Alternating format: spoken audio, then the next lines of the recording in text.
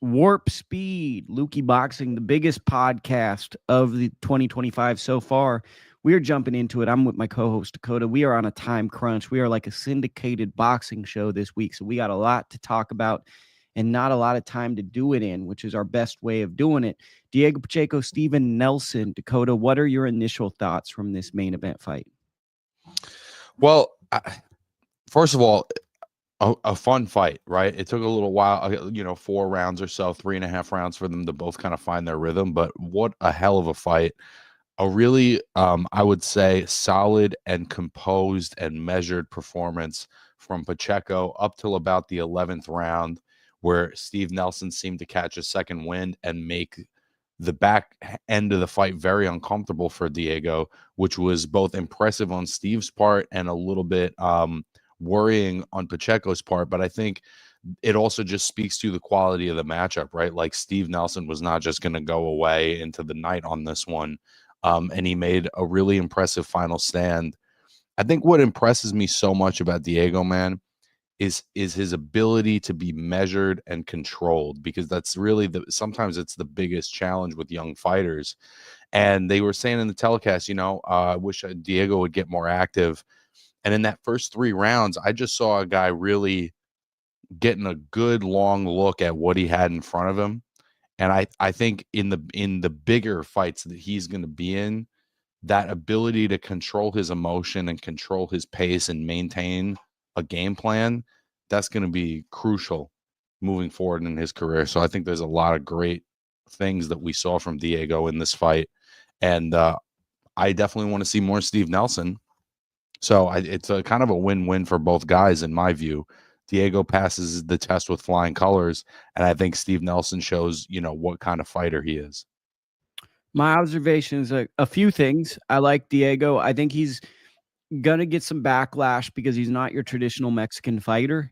There's a level of cerebral fighting from the outside. He looks for power shots, but he's more of a guy that's going to outthink you, outwork you, and look for his openings, as opposed to a guy who's going to create his openings with brute force power.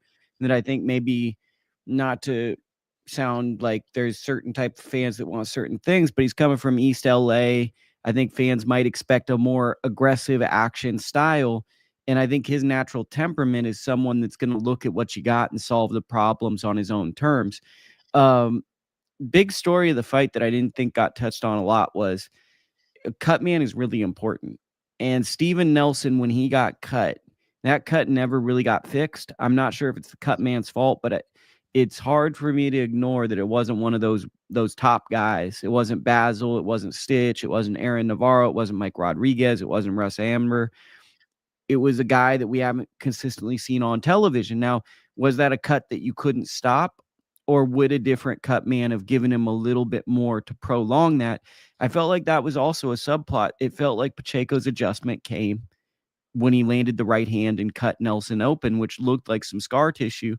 And I felt like that's one of those things in these big fights people often overlook, who's going to be fixing the cuts. Right. And even Steve said it in the post fight that the fact that he had blood in his eye was just not a part of the training or a part of the game plan. And it was really a distraction for him. I don't want to, I think that's to some extent taking away from Diego, right? Because it wasn't a headbutt. It was a punch that caused it. So it wasn't some kind of dirty tactic. It was a really solid right hand. That's the other thing too, bro. I think this kid hits really hard. And I think as much as Steve wanted to get inside, there was genuine consequences for trying to come inside. And the more I watch Diego, he's getting a sense of his range. He's getting a sense of where his best spots are. So that check hook on the way inside, shooting the right hand as soon as Steve would try to jab to the body. There's just little things he's doing as you're coming in where he's really starting to utilize his size. But again, those last 2 rounds, can somebody like Christian and Billy or somebody a little more physical that has a little bit more of a tempo to get in his chest, can that style of fighter make him uncomfortable? I don't know. Yeah, I mean, to me, there's an interesting paradox here, because it's like Diego Pacheco's got a little bit of that Andy Cruz in him. People, like, he's taking a lot of hard fights. He's passing the tests, and people are still being critical. Whereas, like, I don't know. There's a lot of guys that aren't taking those. I mean, you could argue and Billy hasn't taken a test as tough as Steven Nelson yet, given his stature. And people are probably in theory higher on him because they're seeing him in more like, I don't know, what would you say, like beneficial matchups that may allow him to display. I think that with Pacheco, one of the tough things is he's a true competitor and he's taken hard fights early in his career as he's developing. Sean McCullum was a hard fight. Steven Nelson's a hard fight. And he's kind of figuring out. Selesky's a tough fight. Like, you know, Selesky had fought top guys and given him a hard fight every time prior to that. Yeah, so he's taken real fights. And I think that I'm not sure where the power with him ranks, but I think he's an accurate puncher. And there's a certain level of like, if you're accurate and you land 300 punches, does it matter if you really have one punch power? Because you're going to be hitting a guy in the, like, it's the dead arm rule. If you punch a guy in 5th period math class 20 times, his arm's probably going to feel numb and hurt. It doesn't matter how hard you're hitting it. So I think that, like, as fights, he's obviously, I think there is a comparison between him and Andy Cruz, although they're different. He's a rhythm fighter to me. And when Pacheco catches a rhythm, he really knows, and he has an eclectic variety of punches. He'll throw the right uppercut, he'll throw a straight right, he'll throw a left hook. He's one of those guys where you don't want to get caught guessing the wrong punch because he'll load up on enough shots where you could get highlight reeled. And I think that there is a nature in his fights when he catches rhythm that guys are going to wait. So he's going to win rounds, but they're not going to be like tremendously exciting fights because I don't know if he's built that. What do I do to create action in those rounds? He's kind of a counter puncher who's got length, who has a great variety of punches when you enter in, but maybe that's the level up is how does he initiate in But he's rounds? also, I think he's also starting to get a sense of like when you're just starting to tire. Like Lomachenko has that, Usyk has that, Bam Rodriguez has, like, other great fighters have that, and it looks like he's starting to cultivate that instinct of like, he landed the shot, he cut Steve, clearly it made him uncomfortable, and he just ups his activity level a little bit, and then a little bit more, and then a little bit more, and then by the 8th or 9th round, you're like, we might be getting into stop this fight territory. So listen, bro, this kid's going to be a problem, and he's going to be a light heavyweight one day. He might be a fucking cruiserweight one day. But I think we're watching the start of something special here. Here's the other thing I want to say before we wrap this up is Steve was not going to go out without a fight. So I don't think that Diego got exposed. This is a proud guy from a great camp who was getting yelled at by Bomac. He was going to go out. He's really good. He's not just like a heart and balls guy. He's a good fighter, you know? To me, the big X factor here was age. Diego, when the cut happened, fought like a younger man who had a little bit more youth on his side and could let his hands go a little bit more. And Steve, being an older guy, had to be more judicious with his punch output. And with the cut, now things weren't going his way, right? But that doesn't, like, I'm seeing some reactions where people are like, okay, Diego got exposed in those last rounds. I think you just take a hard fight and you have a guy. They kind of took turns in this fight. I thought Steve won the early rounds. Diego took over the mid rounds. And then when Steve felt Diego might be fading, he really ramped up and kind of took over the final rounds. I think it was just a fight. I also don't think he won the 12th. I mean, the 12th was a swing. Like, I thought that he won at least 3, probably the first 4 rounds on my card, probably. And then he won the 11th. I thought it was like a 4 or 5 round Steve Nelson fight, but Diego clearly won 7 or 8 rounds. Yeah, I think that I thought the scorecards were fair because I think I had it 2-2 through the first 4, and then I gave Steve the 11th. So I think anywhere from 9-3 to 7-5 on that is fair. Yeah, I mean, that's an accurate depiction of reality. Roger Morales in the chat says, what's the conversation about? We were talking about Diego Pacheco versus Steven Nelson. Are we doing Inoue this week? I'm just realizing. Yeah, we're going to touch on Inoue in a second. I actually forgot Inoue fought. You didn't even put it in the title, bub. You know he brings the heat. Yeah, we got to reshape the title. Let's just before. Oh, you muted yourself, Chief. Guy Abraham Gonzalez in the in the chat says, "What's up, fellas? What's up, Abe?" I guess Berlanga called out Pacheco after the fight. That's a good fight. Hope it happens. Yeah, that's a great fight. I think the one I really want to see, though, is in Billy. I want to see Diego, not just because of the last 2 rounds, but we just haven't seen him in with a guy that relentless. I think it's a fight he wins, but I think that that's sort of a winner deserves a big fight kind of fight. And I think that seeing him struggle a little in those last 2 rounds, I think it would just be interesting to watch him have to fight somebody with that relentless, bordering on reckless type of aggression. Okay.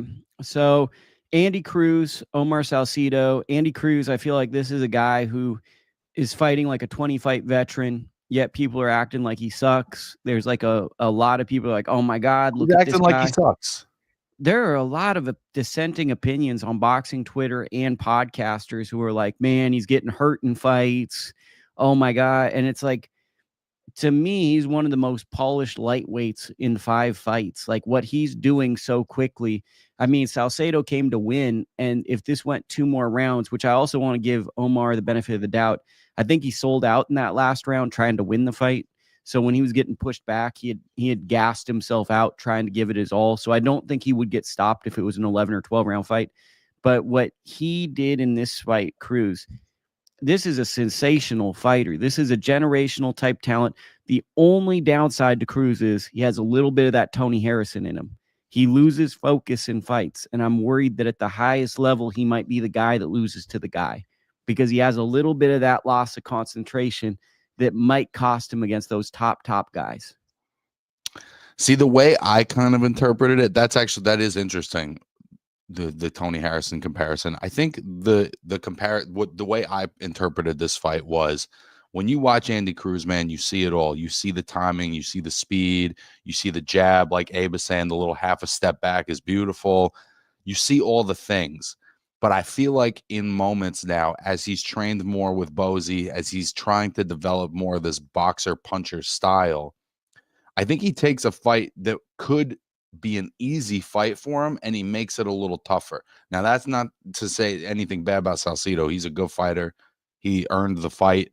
And the fact that, Cruz is fighting somebody like that at this point in his career says everything about him. But he's a guy with the skill set, to make fights like that a 10-0 sweep. And I think that he's taking shots he doesn't need to take necessarily, in the name of trying to be more entertaining and trying to seek action and knockouts. And I think that in some ways he could find himself in more trouble than he needs to be, if he were to just use his skills and kind of take those moments where guys overextend themselves and make them really pay. That middle part of the fight where he's just standing in the pocket trading, it's entertaining. And I love that he wants to get after it like that. But I don't know if that's going to serve him as he continues to move up. I think that when he catches rhythm, he's one of the hardest fighters to fight. Like if he finds his rhythm in a fight, he's going to beat you up. He's a nightmare. I honestly would say he's a top 5 rhythm guy right now. If he catches rhythm, you're in trouble. I see what you're saying.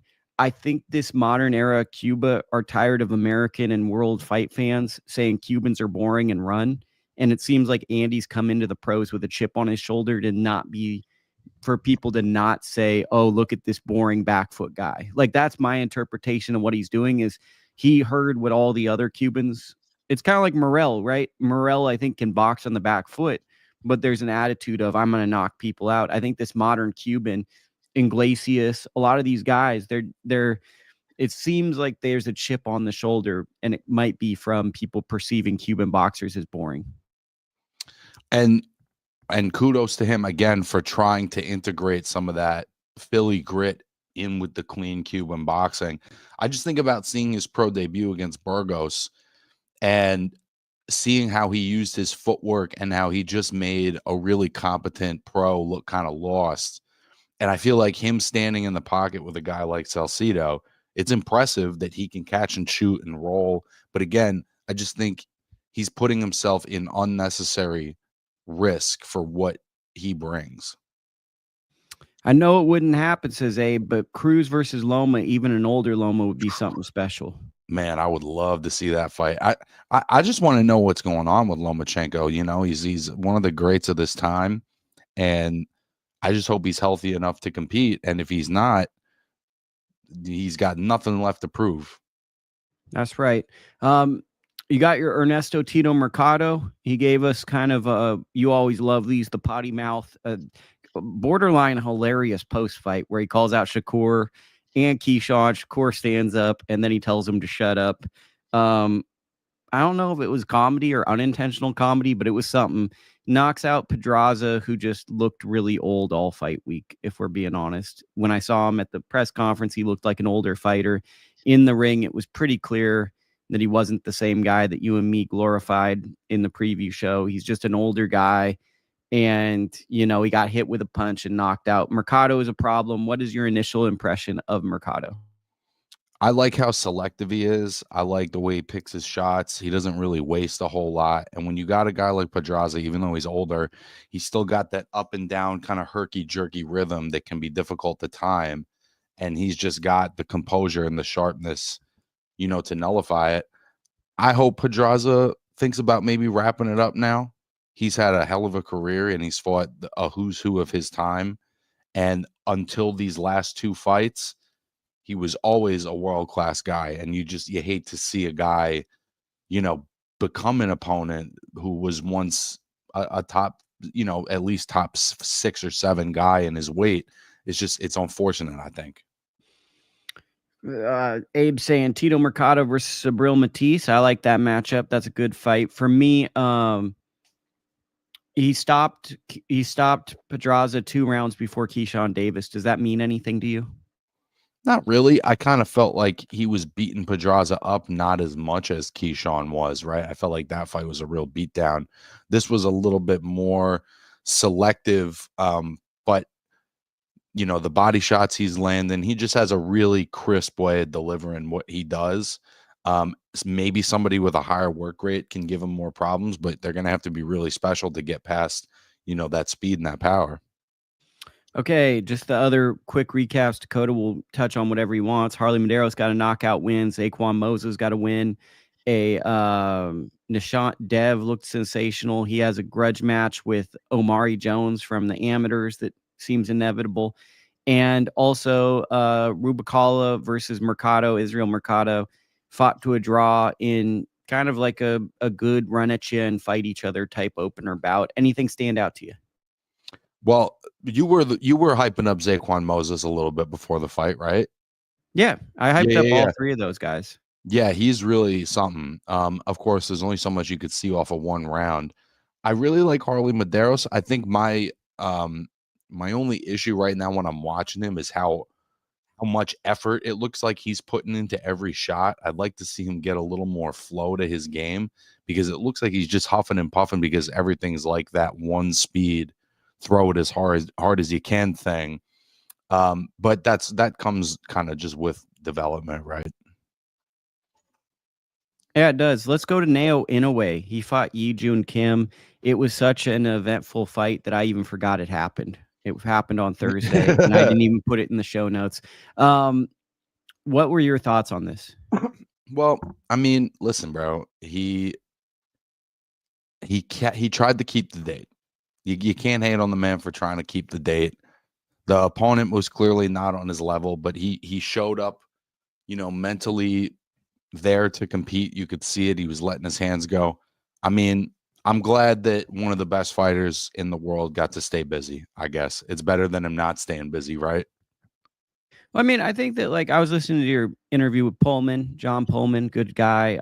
Listen to it on Slip and Weave podcast, really an interesting podcast show. What's it called? So what happened to me with Inoue is dating back to like 2016, 2017. Inoue's not just been like passing tests. He's been like acing the exam. He's fighting like the best guys, knocking them out in 1 or 2 rounds or completely dominating them. And really for like his last 3 fights has been the first time in his career where he's not fighting like the top tier guys outside of the Donaire fight. And really we've started to see like some some vulnerabilities. TJ Dahoney pushed him back. Neary dropped him. This fight, it just was an uninteresting match. So Neri, I'll let you continue, but Neri to me was like the number 2 guy, so it's tough for me to be like mad that something bad happened. Like you just took No, I get it, and that's kind of been Inoue's career, right? But I think that like up until that Neri fight, you could say he was fighting guys that were largely avoided or largely like viewed as the best guy. Like he went out of his way to fight Stephen Fulton. People didn't think that the politics of the sport could allow it. He fought guys like Emmanuel Rodriguez, Jamie McDonnell, when I think most guys would be like, let's build to this. He just jumps in and stops them quickly. So I think that he's kind of graded on an Inoue curve where people might be a little critical of this recent run just because he set a standard that's like pretty unfathomable to sustain. Like he's been a sensational fighter. He's in his 30s. He's a lower weight guy. And, I think that people haven't really looked at him as like a traditional fighter. They're like, how long can this fun run of this lower weight guy continue? As opposed to what's a realistic trajectory for a fighter to have. Well, and to be fair, he was going to fight Sam Goodman, right? Like 2 different times he's tried to make a fight with Sam Goodman. They couldn't keep it together with that cut. I don't know what they were thinking, having him sparring with the cut that close to the fight. I know you got to keep your timing and everything, but it just seems like, you only got but so much time. Why would you take that risk? What do I know? But at the end of the day, that was the fight he was going to have. And that fight would have been more in line with a traditional, in a way, opponent. This was a plan B. According to Lance Pugmire, great source of boxing scene, it seems like David Picasso earlier last year was reported as a potential opponent. I mean, it's not like a sexy opponent, but the outlined boxing Twitter plan, which, boxing Twitter is always right, that I saw someone say is potentially like or allegedly Picasso, then MJ, and then Nick Ball. If that really happens, that is such a badass run of fights. And if Inoue does that, I don't understand how anyone even could be critical of Inoue, because like those are some of the best fights to be made.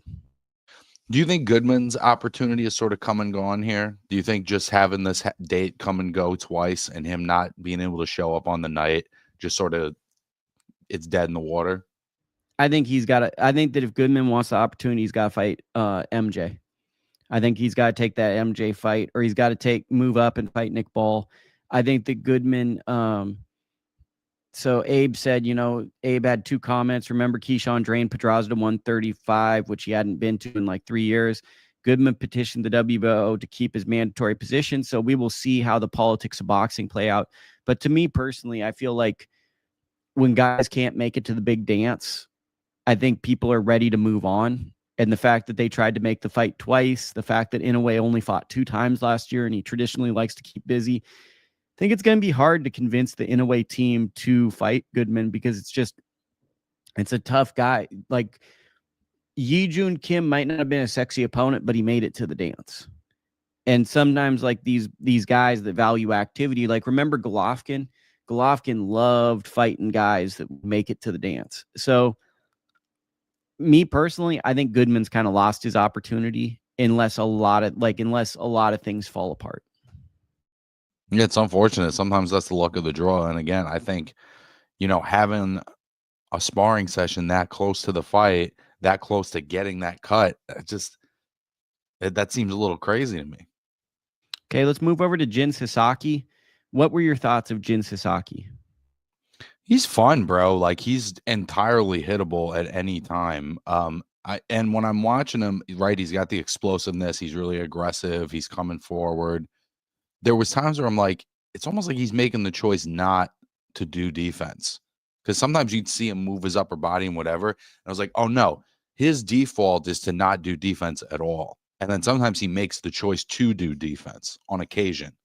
And he'll move his upper body and he'll move his head and he'll block shots. But for the most part, he's throwing and he's there to be hit. So as fun as that is, who knows how long that ride can last, but he's a good time for sure. I enjoy watching him. Yeah, it's weird. Someone on Twitter said he can both look sensational and bad in the same round. and I wish I could quote who it was, but that was like a great way of summing him up. Is like he looks like a generational talent, and then he looks kind of like a gatekeeper, and it'll be 30 seconds apart. I can't remember a fighter. He kind of reminds me of the fighters from the early 2010s that would come from Japan that would like occupy just below the main event, those number one contender fights where it was like kind of a samurai spirit, not a lot of defense. They were just known for taking big shots, like Friday night fight level fighters. Sometimes I know Brandon Figueroa fought a guy and had a sensational performance. He kind of seems like he's more in that mold than the Inoue and Junto Nakatani. Yeah, I think Yoshihiro Kamagai was the comparison we were making the other day, and I think that's a pretty fair one. He may be slightly more measured and slightly more talented, but you got to be really durable to do what Kamagai did. So we'll see kind of where he falls. Yeah. Okay. So moving on to our next fight, we will just quickly glance over. Dalton Smith gets a win. Really looked good in it. The guy that he was fighting, I thought had a chance. When he took the first punch, it was clear he didn't have a chance. Just to touch on this card, Conah Walker had a great comeback win, lost basically every round, knocks out Harry Scarff. And Ellie Scotney, who's probably one of the best women's boxers that no one really talks about, after the fight called out Skye Nicolson if she can't get other bouts to unify her belt, which I really like because she's someone that I think just kind of isn't catching on the way she should. So to go after a name that's kind of getting a lot of hype is a good way to get yourself out there. Those are like the three notable fights that I saw on that card. Listen, bro, I've been on Dalton Smith. You know how I feel about him. I think he's a hell of a fighter. He ain't perfect, but I think that we're watching somebody who's really developing into a world-class pro. I don't understand the inactivity and the not really having fought since the Zepeda win, which you would think would kind of catapult him to a certain position that he just hasn't taken. But I think it's obvious that at this point, essentially he's a finished product. And it's a put up or shut up kind of moment. Also, like you can tell he's a true professional. You look at the body, you look at the size for the weight class, you know that he's able to at least physically compete with those top names. So I'm just kind of thinking like it's about time he steps up. It really feels like they're chasing the Adam Azim fight. Azim fights this week in the UK. But I mean, I hate when guys become inactive if they're just chasing one guy. So yeah, I want him to chase like the winner of Catterall Barbosa. That's more, I think, those are the types of fights I think he needs to be in for the broader boxing public outside of the UK to kind of get excited about him, which was what I thought the Zepeda fight was. Okay, our guy Najee Lopez stopped Lenin. Real quick though, I want to run this by you. I really like Ellie Scotney, but how you think she's closing the distance on Skye? Because I see everybody, she's shorter, you know what I mean? Everybody's kind of coming to her. We haven't really seen her have to. It just seems like a tough style matchup, as great as I think she is. Well, I think it's that I was thinking about that this morning in my work office. We call it the cold room. There's going to be a lot of difficulties for Ellie in that fight. And I don't know how she handles that, right? Because Skye's like kind of like the Troy Isley, Diego Pacheco's, where when she catches rhythm, she can put her car on 65, hit cruise control, and then it's just tough, right? But I think Ellie presents Skye with problems that she hasn't faced as a pro just yet, where there's foot feints. She gets off the line well. She's going to return punches. I think she's not going to keep her hands in her pocket, but she's also fundamentally sound. So I think there's a level of punch volume and setting traps that Skye hasn't had to fully face just yet with her current level of opposition. But I think that the big factor in that fight for me going in is size. Skye is going to be a lot naturally bigger, and Ellie's got to fight basically a perfect fight to come out victorious. And I think Skye has a big margin of error and still could win based on the size difference. Yeah, I think it'll be a hell of a fight. I really hope that it happens. I just see when I'm watching her, I'm like, man, she's fucking talented, but I just don't know how she's gonna find her spots. Obviously, that's her job to figure that out. I also think that there's like amongst women who are very good, there's a sentiment I kind of pick up, and maybe I'm wrong, that Skye's beatable. That, you know, that I think Ellie might look at Skye and be like, okay, in the amateurs, she didn't achieve as much as me, hypothetically, or something. There might be like some, and it might not even be rational. It might be that fighter thing, but I get the sense that she's looking at Skye as someone like, if I'm going to roll the dice and move up in weight, this is someone where I can get my name out there. I can get a bigger fight. And I think that she's, you know, a little vulnerable. Now, whether that's right or wrong, she'll find out when she gets the fight. But I think it's a calculated risk on her part. And I also think that she believes that she's undervalued, that people aren't Right. assessing how good she is. So I think a little bit of it is like chip on the shoulder. You know, I'm really good. I'm a world champion. No one ever brings up my name. And here's someone out here that, you know, is a world champion, and everyone brings up her name. She gets broadcasting jobs and all this stuff. I think there's a little bit of a chip on her shoulder. I'll go up there and give her a fight, and maybe you'll finally talk about me. Yeah. Well, I hope they make it happen. Okay, now let's go over to our guy Najee Lopez. He knocked out Lenin Castillo. What were your thoughts? I mean, it's a great performance. Clearly, I think since it's hard to not think about the Callum Smith fight when you think about Lenin Castillo, right? Like, that's one of the most vicious knockouts I've ever seen. He got clipped again in kind of the same way, where you could see like he just got separated from his nervous system for a second. The ref lets it continue, and then it's like as Castillo's throwing a combination back, that's when he stops the fight. And I couldn't tell if it was the corner or the ref. It just seemed like a really weird time to stop the fight. But you gotta love, you know, the measured performance by Najee Lopez, keeping it, you know, with that left hand jab and the check hook and the shots to the body. It was just a really solid performance. He's super talented, man. I mean, there's no doubt about it. He's the real deal. Whether he's still obviously developing to some extent, and whether he's going to be destructive enough to hang with the Morells and the Benavidez's and the Beevils and the Betterbees. But we're already talking, in my mind, I'm already thinking about him in that way because of what he brings to the table. I mean, I think he's right up there with guys like Diego Pacheco. He's taken a lot of hard fights. He's developing great. I think he's a guy. Now, when you're asking a young man, a young fighter who doesn't have a ton of fights, how he does against Beterbiev and Bivol, that's a big ask. But I think that he's the next era of this division. So does he fight those guys? Maybe he fights Bivol in 2 to 3 years. But I think this is a guy that's going to turn into one of the bigger fighters in the division. And he has a lot of great attributes. And I like his temperament. He has a mean guy temperament. Yeah. You know, I think that that's maybe Manuel Gallegos. That could be a fun fight. You know, he's coming off the win over Khalil Ko. I think that could be a really interesting matchup for him. I mean, if you want to get really ambitious, I would love to see him in with the winner of Buatsi and Callum Smith. I think that would be a tremendous fight. But think about how good his performance was for us to even entertain these type of level of fights. Totally, like that's what I'm saying, bro. Like, you know, I'm already thinking about him against the other elite guys. Yeah, Najee's great. What did you think of Stanley Wright upsetting Jeremiah Milton? I missed that one, my brother. You're gonna have to take the lead on that one. We love when I'm doing show notes, and I'm hoping that you'll take that. But what happened was Stanley Wright took a fight on 8 days' notice. He punched Jeremiah Milton, dropped him in the first round. Milton, a guy that I filmed, this is crazy to me. Somehow 6 years ago, I did a documentary in Oakland on Jeremiah Milton when he was training for the Olympic trials 5.5 years ago. You can watch that somewhere. I'm not sure where it is anymore. But Jeremiah Milton was training in the gym.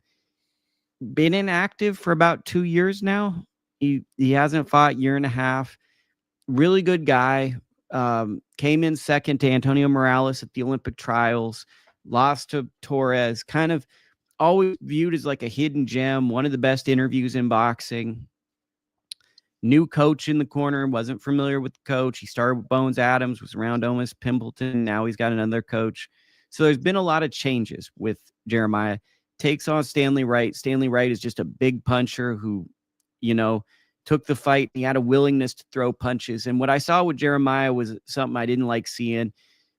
It looked like he mentally wasn't engaged in the fight. He wasn't letting his hands go. He was too concerned holding. And I said this in my newsletter podcast that sometimes guys, he sparred all the top guys, Joshua and all that. Sometimes when guys start sparring all the top guys, they pick up bad habits. And one bad habit I've seen guys pick up is thinking holding is elite level boxing work when the elite guys are holding because they want to break, because they're pushing themselves. So they get this guy in and they're holding. And then the guy who's fighting the big name guy starts holding, and he gets the better because he's pushing him around, because that guy's just kind of going limp and he's just letting this guy do all the work because he has to go 10, 12 rounds. Maybe that guy's going 6 rounds. And I was a little concerned that Jeremiah had a tendency, one of his adjustments was clinch, after getting hit. And he didn't really seem to have an identity in this fight. So he was jabbing, but he couldn't really keep the range. He didn't want to initiate. And I think that's the power of Stanley Wright. He wanted Stanley to initiate so he could counterpunch, but when Stanley was getting off, he kind of would just pull straight back or he'd move. So Jeremiah just found himself in a really hard fight, living a nightmare. And he ended up losing a fight to a late replacement. He had three opponents in the last 2.5 weeks. Hard to match a heavyweight, right? Ends up losing to Stanley Wright. Stanley Wright, to me, probably will go on to fight like a guy like Antonio Morales, who's fighting on a Pro Box TV card. That's a banger of a fight. He hasn't fought in a minute. Well, yeah, he's coming back on Pro Box TV card in Jamestown next month. But to me, it was a very disappointing fight for Jeremiah. But if Jeremiah was having troubles getting fights, this type of bad performance is a great performance to get your phone to ring, because now I think a lot of guys are going to be calling him, asking. So all he's got to do is get in the gym, work hard. But now the phone's going to ring, because it was a nightmare of a performance for a very talented fighter. Yeah, I mean, the couple of times I've seen him, as talented as I think he is, his work rate's never been real high, and my just feeling like he's not as engaged or maybe passionate. I'm not sure what the right word is, but in a more 50-50 type fight, that'll really show up. Well, he's got stuff to work on. Now the speed round continues. I was at the Golden Boy Thursday night card in Los Angeles. Eric Priest won. It was kind of a unanimous decision, level up fight. Jordan Panthen had a hard fight, but to me, the star of the show was Grant Flores. Yes, the guy he fought had been stopped in the first round by his previous opponent, but the way the fans interacted with him and the way he overwhelmed his opponent, to me, Grant Flores was the story of the night. And I think he's trending, quote me on this, like a Ryan Garcia, like a Virgil Ortiz, like a Floyd Schofield, a Golden Boy organic star who should be headlining cards in the next year or two on this smaller scene and then leveling up. Didn't get to see this one, unfortunately, but glad you were there, bro. I was there, so that's that. Let's go into Benavidez-David Morrell. Let's preview this fight.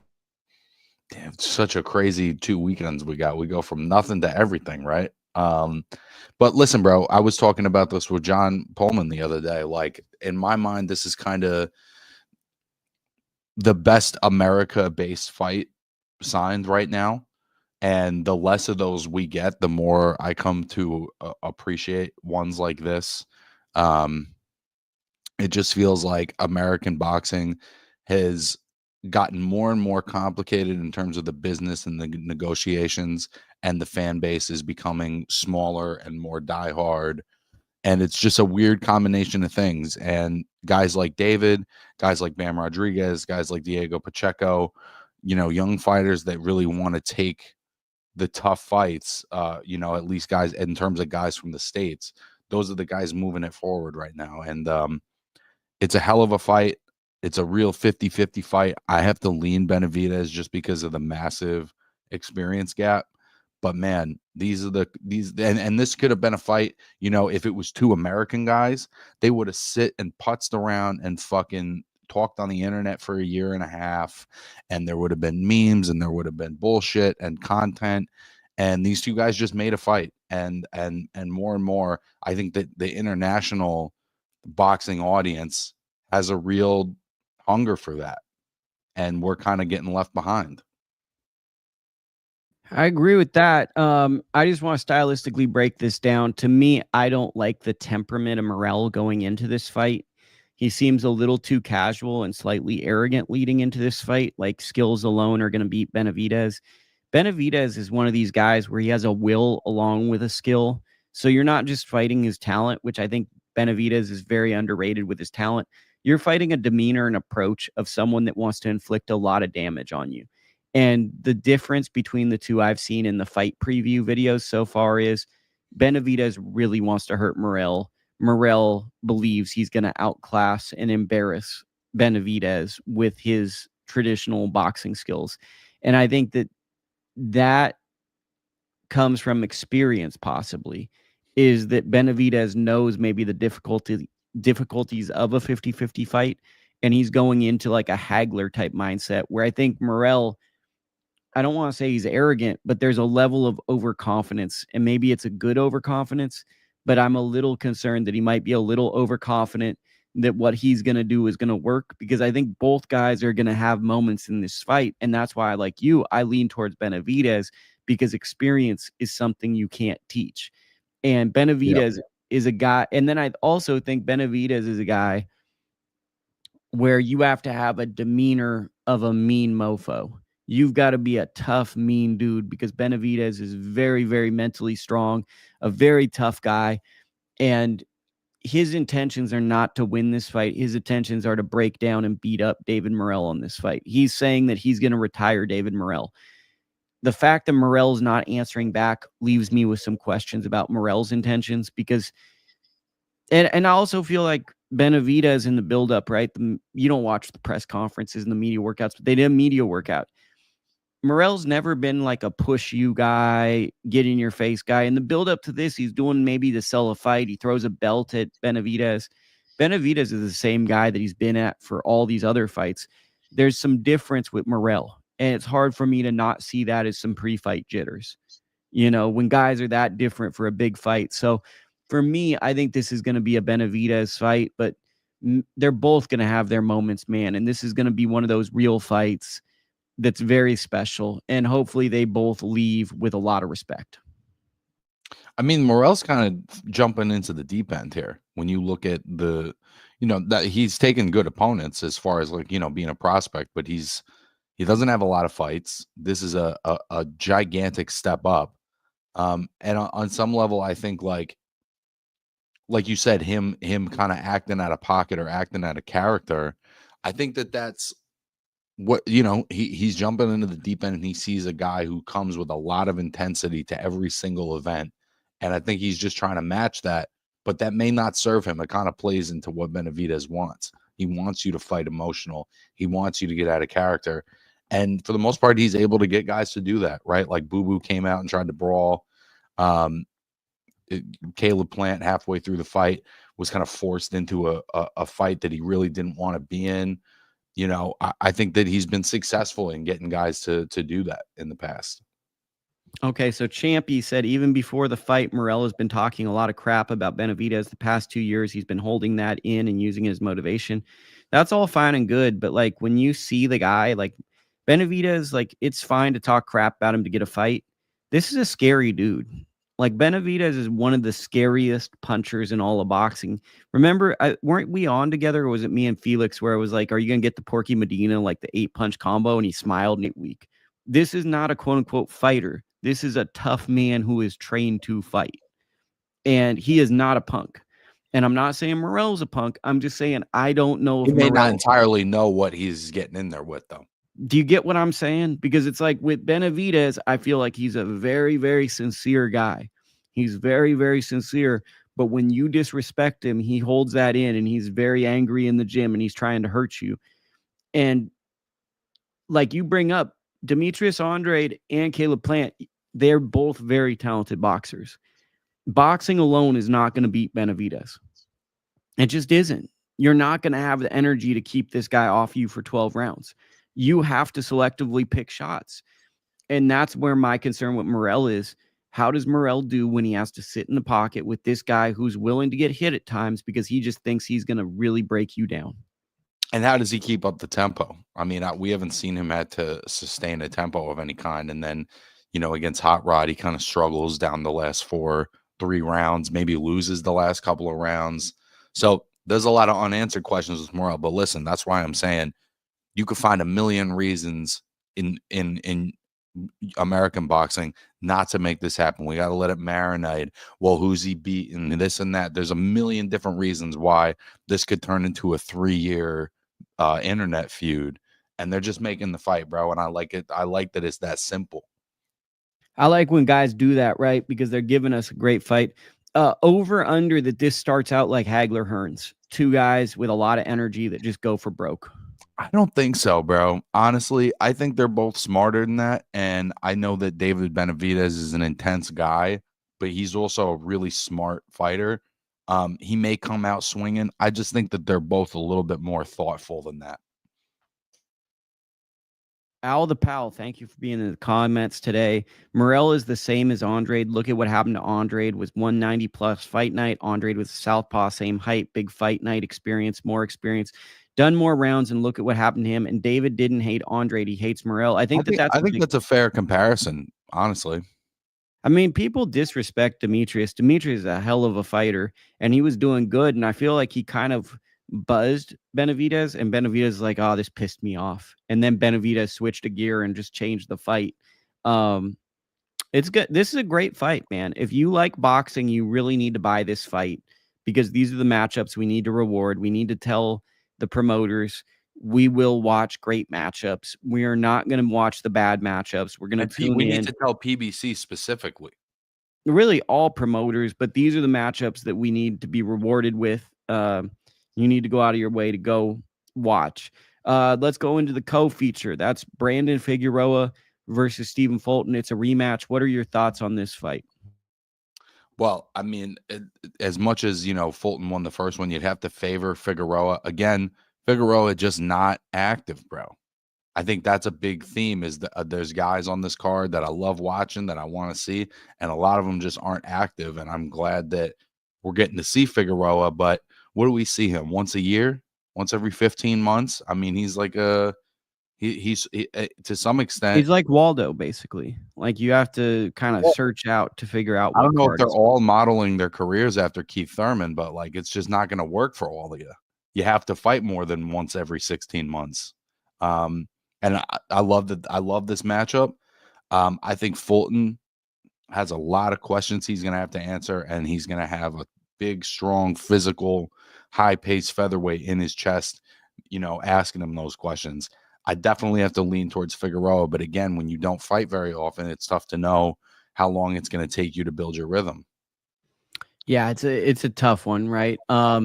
I saw Figueroa win in the first fight. I'll let you go while I get some water real quick. Okay, so I saw Figueroa win in the first fight. That was my perception. A lot of people didn't see it.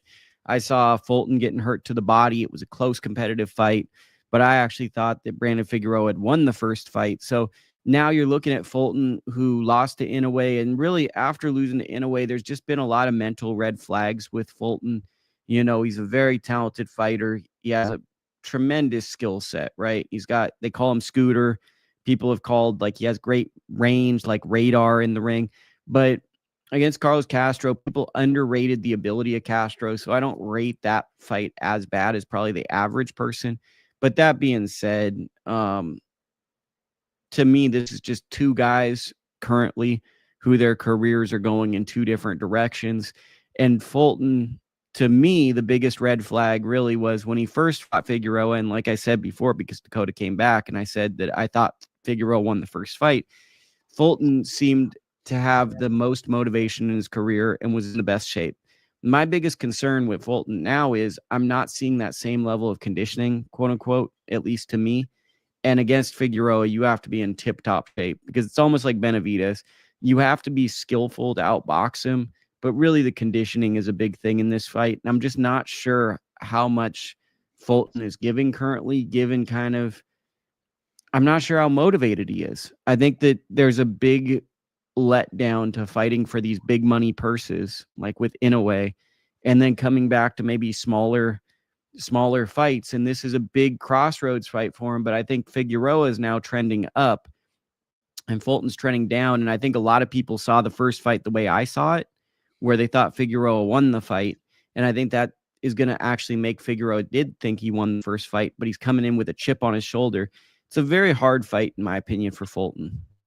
It's also happening at a different weight.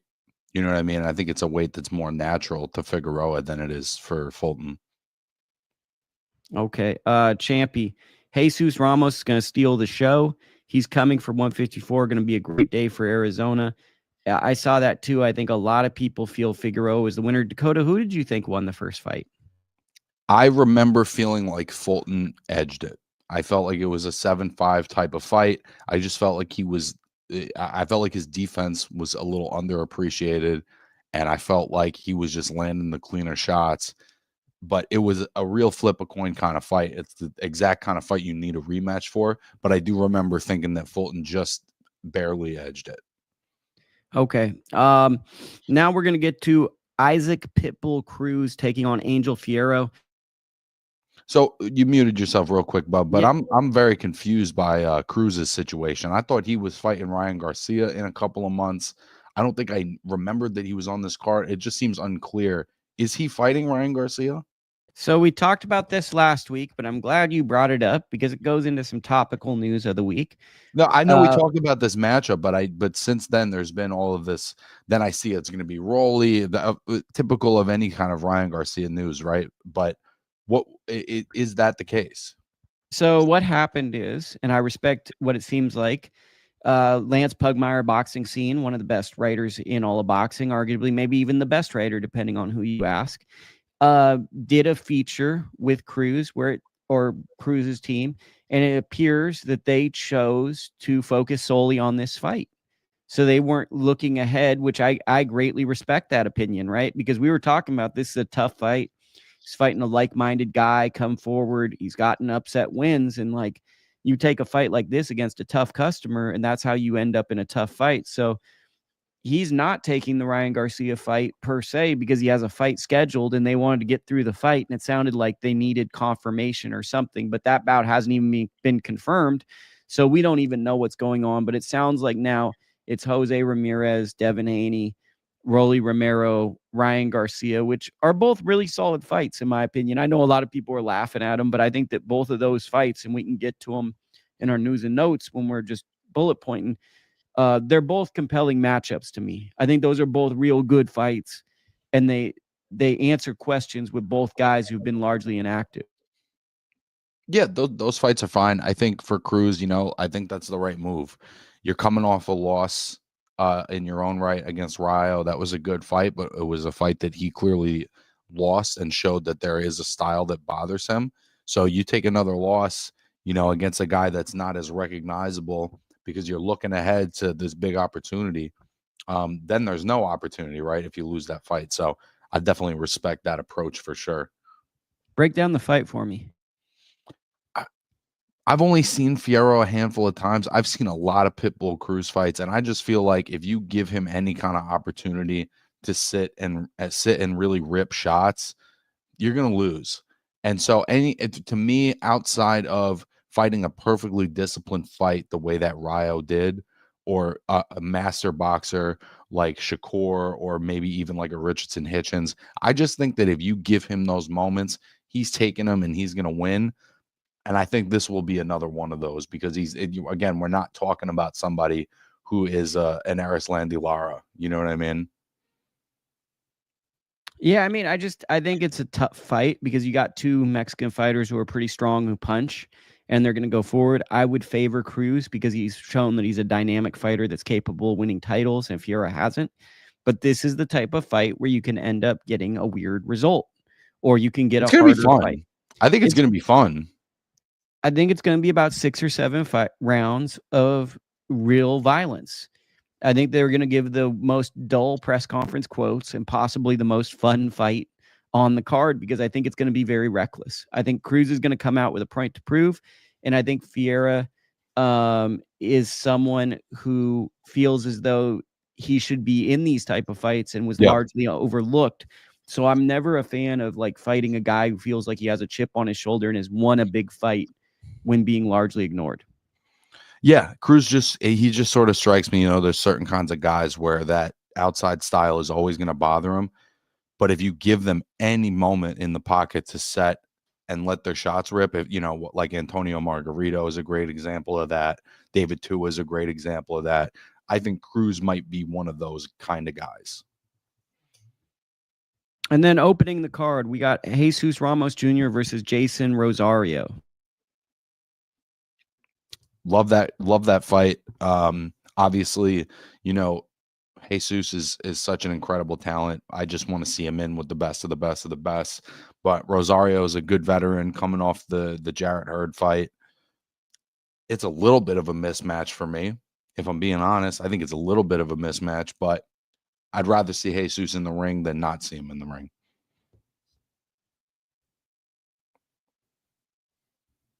My mic disconnected as you said that, so there was a slight delay. Yeah, I mean, I think that they're in two different points of their career, right? Rosario is a former champion who had a great performance against Jarrett Hurd. He's probably getting rewarded, even though that was a draw. It felt like he kind of had the stronger performance of the two. Ramos feels like he probably should have beat Erickson Lubin, didn't get the decision. It kind of altered his path towards a title where now he's kind of still stuck in that mid-level, but he's a real guy. It feels like two guys at two different points of their career. And this is the classic for Jesus Ramos. Don't mess this up, dude. Like, you've got to kind of show that you're a competent professional and you're able to fight a former world champion who has a lot of power, who's coming in and is looking to revive his career, beating a guy like you. This is what competent professionals do, is they have a professional performance against someone that maybe on paper they're supposed to beat, but he stands out and kind of dominates. And I think what I'm expecting from Ramos, based on my expectation of his talent, is for him to separate. I think an X factor for this fight is Bob Santos is a very good coach. So if Rosario is going to win, it's going to come down to Bob helping him have a tremendous training camp where he gets into tip-top shape and they really maximize what Rosario can do. Because I think at this point, skill set, Ramos has more skill than Rosario. So it's going to come down to a game plan and conditioning and X factors. And I think the tough thing is, I think Ramos works just as hard as Rosario in the gym. So it would be one of those, you have to craft a very excellent game plan and get the most out of the fighter, I think, for this to go Rosario's way. I just can't see a world where he's got the durability. It's very much. I just had to craft that little picture for you. We got basically 10 more minutes, and then I'm going to eat some delicious Mexican food and watch some NFL playoff games. By the way, 15 people in the live chat. We love you all. Hit the thumbs up button, subscribe to the channel, and leave a comment, because if we have time, we will get to your questions. Champy said, Al the Palace, like PBC chose to ignore that they have a future star. Dude is barely 23, and which is hard to believe. I mean, that is kind of strange how little Ramos gets kind of pushed out there, but that's whatever. That's that's whoever's choice. Keith Thurman fighting Brock Jarvis, and it looks like Tim Tszyu could be possibly fighting Joey Spencer, according to some just stuff floating on the internet. What are your thoughts on those fights? They're fine. I don't know a whole lot about Brock Jarvis, so I can't speak to whether or not that's an exciting opponent for Keith Thurman. I always like to see some Keith Thurman, bro. He just doesn't ever let us. So if he wants to come and have a fight, I'm all for watching some Keith Thurman. And I think that Tim Tszyu, he needs a credible opponent who maybe has his own vulnerabilities.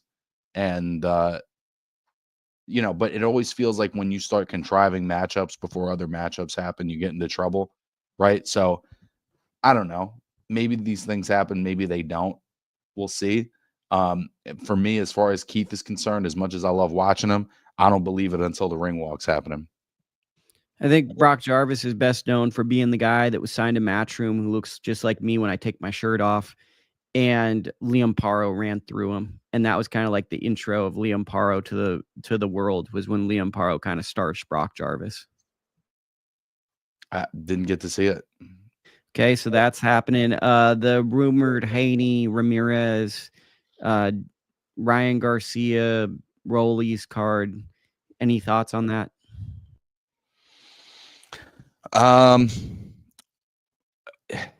I don't know, man. It's all kind of fine and dandy. I have no personal desire to prolong this rivalry, so I'd rather them kind of just have the second fight and keep it moving.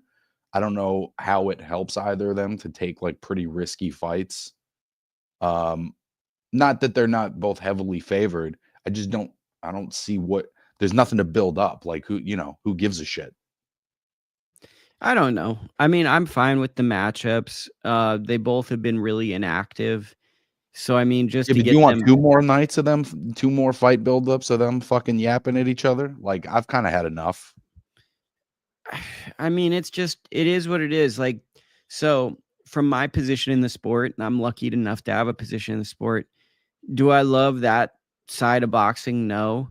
But that side of boxing also keeps the 360 promotions and the pro boxes and the Salida promotion, Big Fight USA cards going, which are the stuff I love, are those things. So maybe it's not a lot of people, but 1 to 3 people watch for that fight, and then they slowly go, oh, boxing's on and boxing's on. So I try to take an approach that, though influencer boxing might not grow boxing, Ryan Garcia and Devin Haney fans slowly might integrate into watching more hardcore cards, which is better for the sport at large. So though I'm not a fan of maybe the behaviors of the press conference, I am a fan of young people watching boxing and maybe casually getting into more hardcore cards. I think everything you're saying is true. Just for me personally,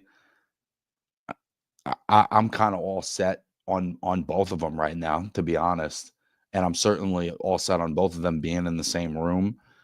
Ryan Garcia's done nothing to show that he's a professional or that he's reliable in the last year or 2, and, like, I don't know, bro. I'm just not really that interested in him overall. And I think that Devin's really done himself a disservice by not just moving forward, um, separate from Ryan Garcia. One last thing I want to touch on, and then we're done for this week, is Clarissa Shields is fighting Danielle Perkins on Sunday. What are your thoughts on this fight? Danielle I was Perkins, actually going to ask you, bro, is that a real fight? I don't know Perkins. it's a real fight. Danielle Perkins might be 42, but she's a real heavyweight. She had a college basketball career. She's 5-0, 2 knockouts, but she's a real 6-foot heavyweight lady who competed and had a USA boxing amateur experience. And there is a question around, how does Clarissa do fighting someone that's a natural heavyweight? So Clarissa's also really interesting as a person. She thinks that Danielle Perkins is underestimating her, thinking that she's just naturally bigger than her and that alone will do it. I think Clarissa's really interesting because people can nitpick her opposition, but no one's ever done it in these weight classes that she's done. So if it's really that easy, why didn't someone else do it? I think that's the catch-22. Like, sure, you can point to there's limited competition, but she's beating everyone she can, and no one before or after has done what she's done. So is it really that easy? Well, it's definitely not easy. There's nothing easy about it. There's nothing easy about fighting fighters who are naturally bigger than you. I also do think, again, it does kind of speak to just the lack of maybe interesting competition in weights below. And we are still, to some extent, kind of waiting for Shadasia Green to make herself that appealing opponent. But at the moment, I think Clarissa's just trying to innovate and do what's sort of like the most interesting option in front of her. By the way, her movie's awesome. So if anyone has a chance, her movie is a great movie. It's like a really, really good one. I think that also another knock on Clarissa, she behaves like basically every pro boxer ever. But because she's a woman, people are like, oh man, she's really getting aggressive. And it's like you look and there's like 50 men that behave like Clarissa. But then because Clarissa behaves like every other kind of like young, talented, aggressive fighter, she gets a backlash that I think a lot of other fighters that are men don't get. Not to make it a sexist conversation, but quite frankly, I think Clarissa gets graded as like aggressive or confrontational with media really unfairly, because I feel like there's a lot of. Go ahead. I was just going to say, anytime somebody's like the first at something, there's this expectation that there'll be some sort of puritanical or perfect entity that is without flaws or whatever. You just get held to a different kind of standard, and it definitely seems like that's the case for her. Well, I think what's cool for her is you don't think of Flint, Michigan as a place you could go to a boxing gym and watch a superstar rise and bring boxing events back. And she's giving hope to basically a lot of people in Michigan that you can just train at a boxing gym and you can be a pro fighter and you can be on big stages. And I think that's like a big, it's not just women per se. I think she's showing people in the Midwest, like you can, you can achieve, you can throw shows out here. The world will watch these shows. And I think that's interesting because, how many fighters from Michigan ended up in Las Vegas, LA, New York? And it's like she's silently kind of really, along with Salida, focused on being a major focus of this era in the Midwest. And I think when it's all said and done, there's going to be Midwest fighters that say, oh, I went to a Clarissa Shields show growing up. And I think that was very deliberate. And I think the sad thing is when she's closer to being done, people are going to understand her influence. So I highly recommend people watching her fight because she's probably going to be one of the most written about boxers once she's done. People don't write about her now, but when she's done with her career, I think she's going to be one of the most talked about and celebrated fighters, sadly. Well, and some of that is just not, again, having compelling matchups that people get excited about outside of maybe Savannah Marshall. But some of that just speaks to like she's just sort of a level above, and you can't, there's other fighters that have just been a level of, Vladimir Klitschko for a decade was just a level above everybody else. And that's not his fault that he was just better. And I think that's kind of some of what she's suffering from. Okay. Where can people find you this week, Dakota? You can always find me at the Slip and Weave podcast, at ITR Boxing, on the Lukie Boxing Show, YouTube, Instagram. That's where you can find me, bub. Go check out my interview with Coach John Pullman. We did a great podcast last week, and I really enjoyed talking to him. That's my guy, man. I like a little John Pullman in my life. Good YouTube channel, by the way. People should go subscribe to his Fantastic YouTube channel. Very helpful. Just a saint of a man. Go to his Venmo, give him some money. But that's the show. Any final thoughts? Hell of a couple of weeks we got here, bub, right? We're really starting to open up for the year. There we go. Okay. Talk to you guys soon. This is Lukie and Dakota. We will be back. Maybe if the cards fall right, we'll be back after the main event, but more than likely we'll be back on Sunday. But maybe, just maybe, if our schedules line up and everything's good, we might be able to do a quick post-fight to feed the beast. We will see. That is a developing story. See you guys next week.